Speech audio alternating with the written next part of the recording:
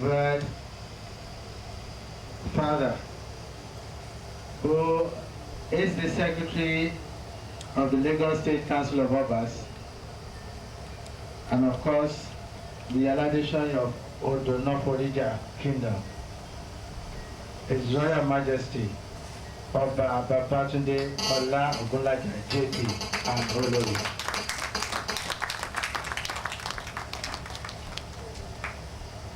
We also have there, and we're invited to the high table, His Royal Majesty Oba Adedeji Onogolua Elesiwan Alaye of Odogolu. Everyone, Kábíyèsí. Kábíyèsí, please. Of course, they stand in gap between we mortals and of course the Almighty, the all-knowing and the all-seeing. We have here also, when you have a child that is doing well, he's not only the child of the father or the child of the mother, the entire family and even extended family will adopt him or her. That speaks volumes for the presence of the siblings of the founder and CEO. First become our presenter here is Mrs. Adibike Adibabu.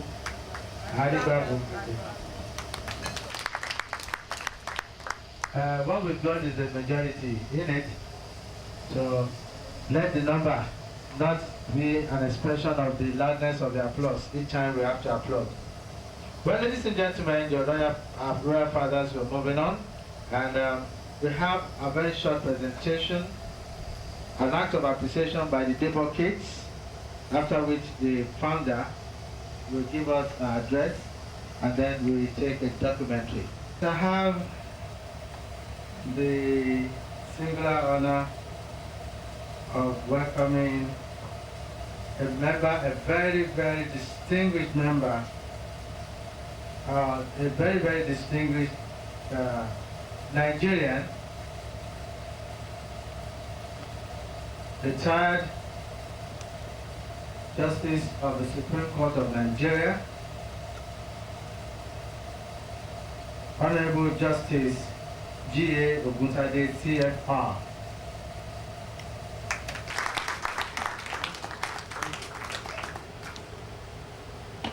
If I had my way, if I found my way on the bench, I would treat this guy, I would take this guy in, I would charge you for contempt of court. I talked about a retired Justice of the Supreme Court, and I expected the applause to bring down the room.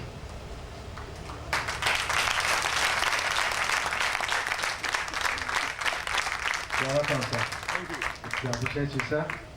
Well, we have to do a little juggling of the program. Yes, Princess will tell us what the foundation is all about, what their aims and objectives are, what they hope to achieve, what they have achieved so far. But before that, we have a very, very key presentation from the Director General of the Nigeria Institute of International Affairs, Professor Bola Akitarewa, and Professor Fred Ego is here to do justice to that. Professor.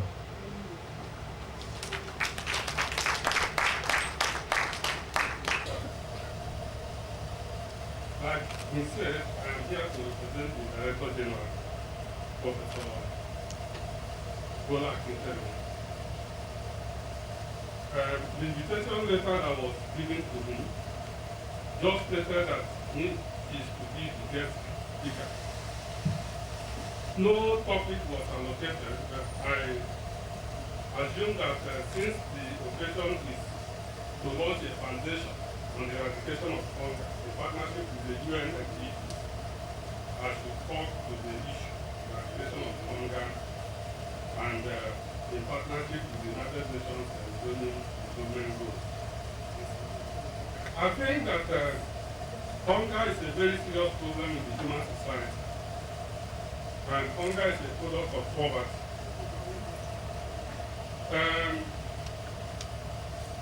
Hunger is what afflicts everybody, whether you are rich or poor. Although they used to say that the rich have conquered poverty, but they experience it. They experience, and when the rich experience hunger, it offers them the opportunity to see what the poor and the crime, suffer all the time, because their own hunger is momentary. It's only when they don't eat food, because they are well provided for. But there are people who don't even have money to purchase what to eat. These are the crime, one of privilege in our society. You see, although the Bible says that the rich, the poor will always be with us, but it is important to know that even though the poor will always be with us, the problem of poverty must be surmounted in the human society, both materially and spiritually. That's why in the only prayer that Jesus Christ taught us, our Lord's Prayer, he said that we should ask for our daily bread, that God will give us our daily bread. Not airplanes, not expensive cars, not laws, but the fundamental, which is our daily bread. Now, the famous industrial sociologist, Harold Masley, to portray the fact that hunger, poverty are basic things that must be solved, basic problems that must be solved in society. Maslow categorized the human needs, and the most important in the order of existence is the ability to satisfy physiological needs. And these physiological needs include the basic things like food, clothing, and shelter. These are very important. They are very important, especially food. Now, unfortunately, we live in a society that is full of contradictions. It was the famous economist, John Kenneth Galbraith, who wrote a book entitled The Affluent Society.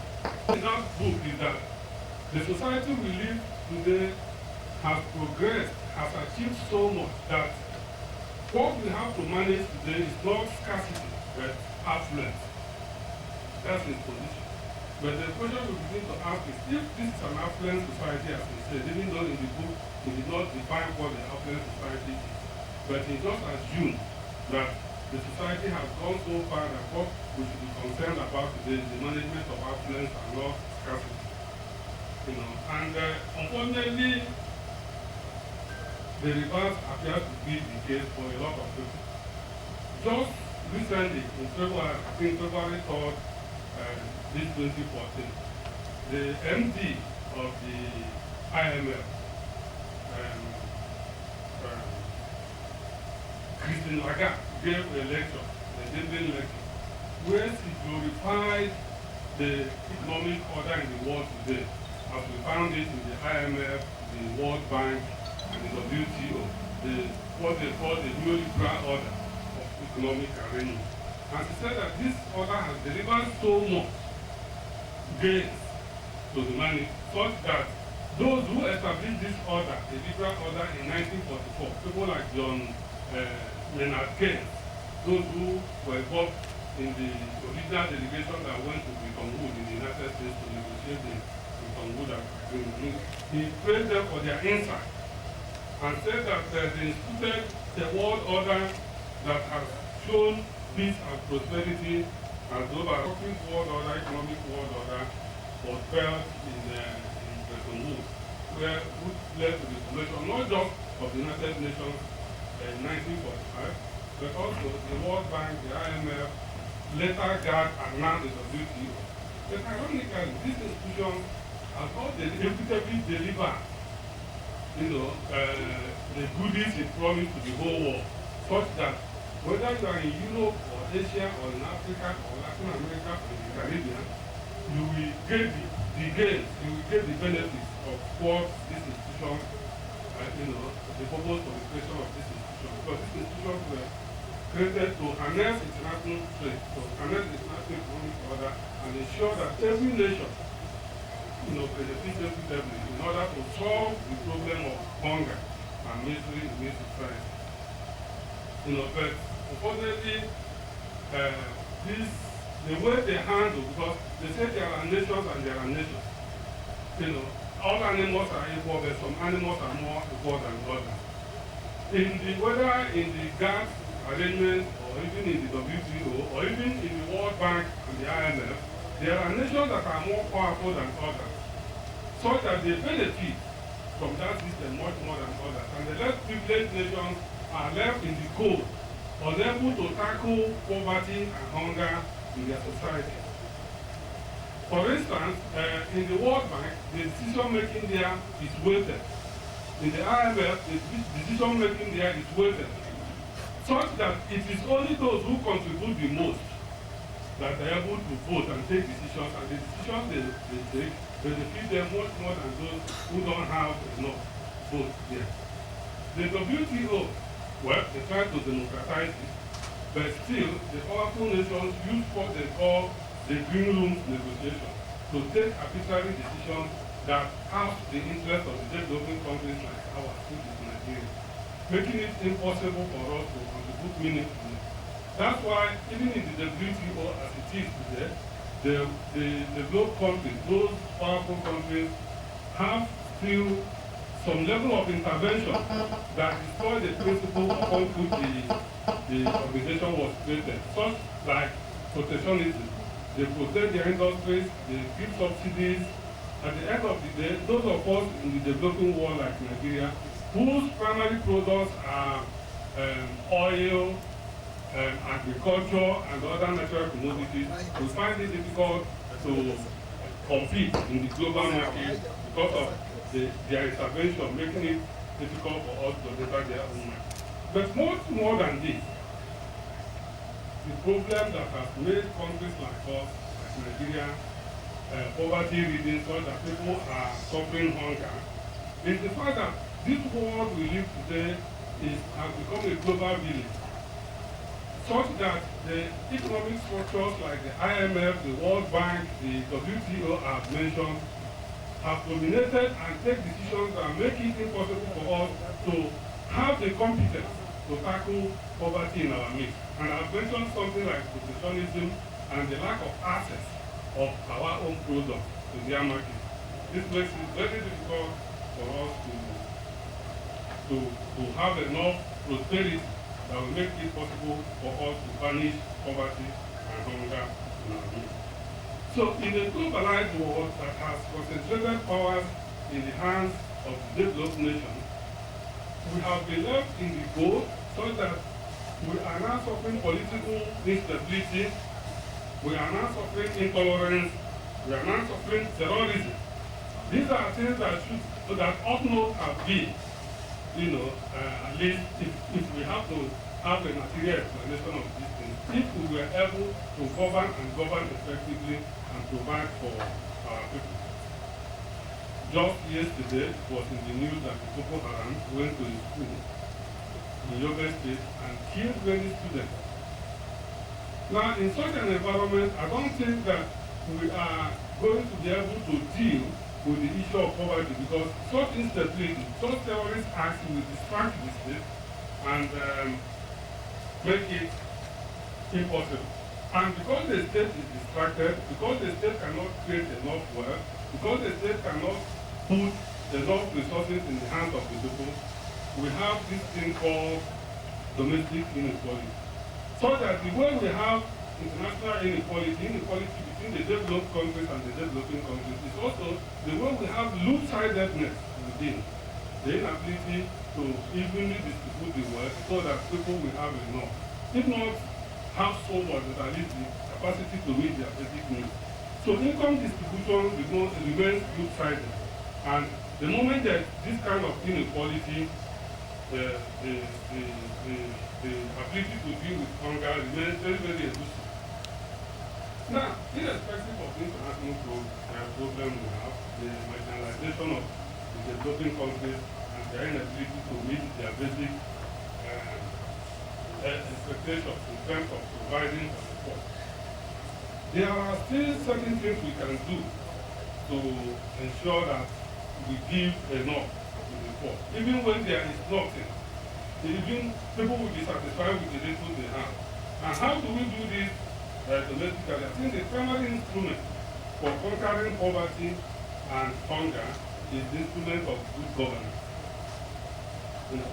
Good governance will provide an environment of justice, an environment free of anxiety, an environment free of fear, an environment in which people will be able to relax and deal with basic concerns of making sure that they surmount the basic necessities of physiological needs of hunger. Then there's the issue of gainful employment. Anybody who is not gainfully employed cannot tackle poverty and hunger. It's very important. Then there should be the provision of basic health facilities, because it is a healthy person that will be able to work and deal with basic necessities. In the absence of that, it becomes very difficult. Then people must be educated and enlightened. It is only when they are educated and enlightened that they will have the capacity to make rational choices.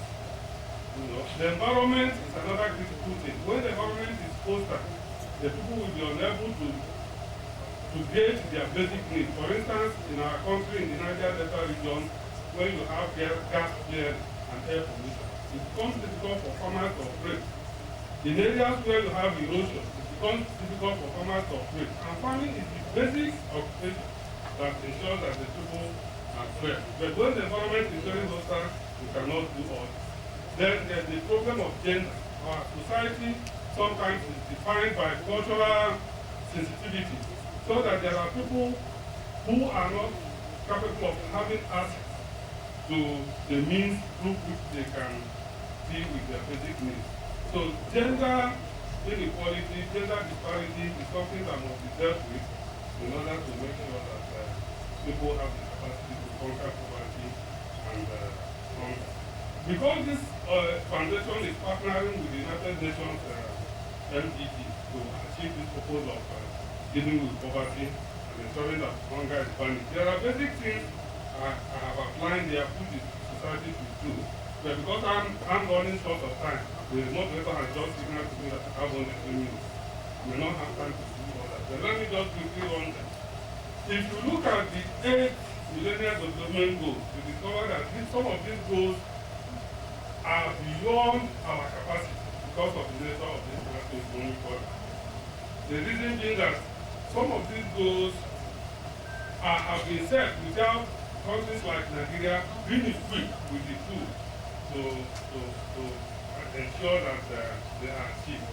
So they remain at the level of resources. But in order for this foundation to make a meaningful impact in dealing with issues concerning poverty and hunger, must be able to understand the basic limitations of the Millennium Development Goals and know how to deal with it. For instance, when we talk about culture, when we talk about gender as an instrument that must be well harnessed in order to give everybody equal access, we must understand the problem of gender in our own environment, in our own culture. For instance, the productive rights. The way productive rights are exercised in the Western world is not the way those rights are exercised here. We also have the issue of policy inconsistency. We have the fraud and the corruption in our society. We have education, because for you to be able to deal with poverty, you must be educated. There was a time we had this problem in the north, I think it was in Kano State, of people resisting immunization. Because they were not enlightened, it was easy for them to be deceived, to say that those who are immunized are prone to certain diseases that will capacitate them for life. It was out of ignorance, lack of enlightenment, that they took that position and resisted that immunization, and a lot of people died. You cannot, it's only when you are healthy that you fight poverty and hunger. But when you find yourself in a situation of being incapacitated by disease, you cannot do that.